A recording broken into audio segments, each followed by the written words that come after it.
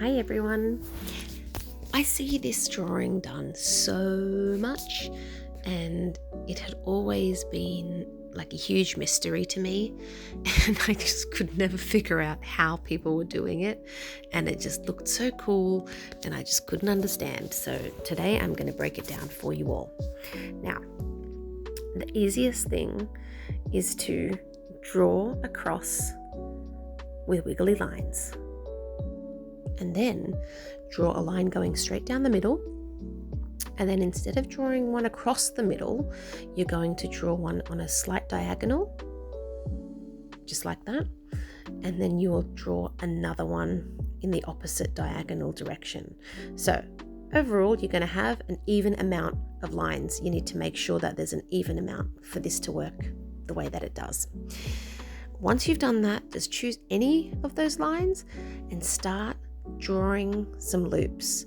Now you can start them going off that particular line, or you can start the loop at the top of the previous shape that you just drew and bring it all the way down to that center line. But you will get to a point when you do this, just because of the size of one side, that you will have to squish in some others in between. So just squish in a couple of those loops if you can in those empty spaces, just to create something that looks like that.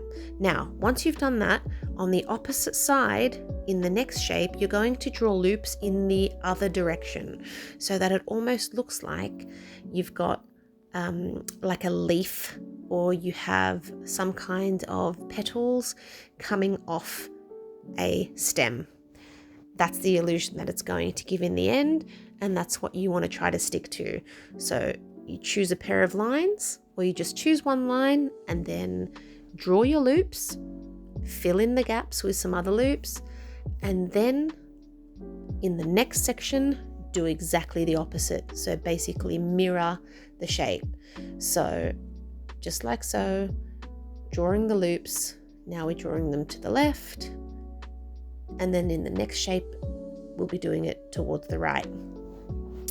Now, don't fret too much here if you notice that it sort of bulges to one side, I guess you could say.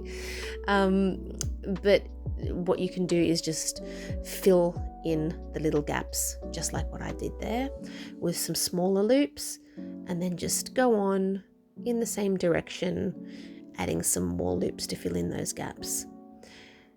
Don't worry too much if you overlap a little bit.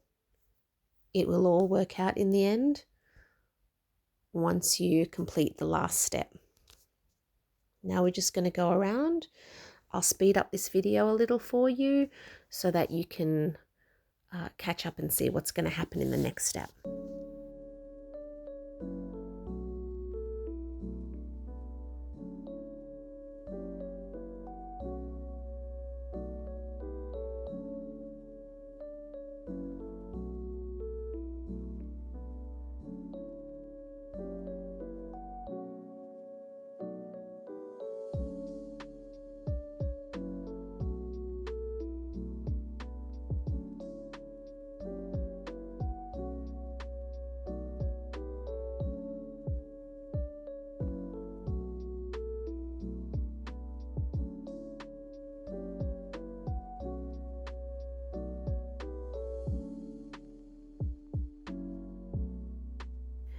Now, this is definitely one of the more time-consuming parts of this particular work.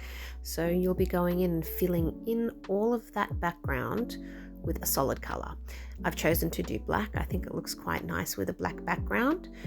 Even if you do decide to color in the petal looking blobs later on, the black background really does make it pop.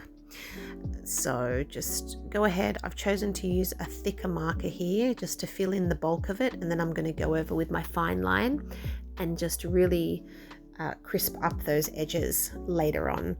But first, what I'd like to do is just go ahead and fill all of that in, and I'll speed up the video again so that you can see how it looks.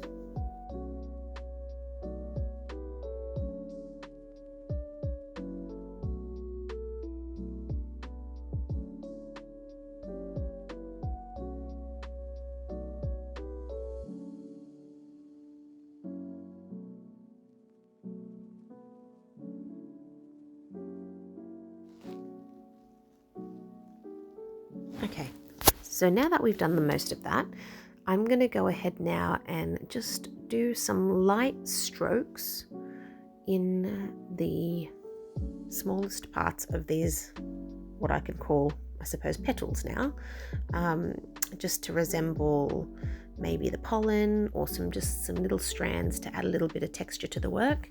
And I'm just going to go ahead and do that the entire way through, and it gives it a nice tonal variation. In the end, you'll see how it turns out. Again, if you'd like to do this with color, go ahead, but you can imagine what it's going to look like in the end with black and white. It's going to look pretty cool.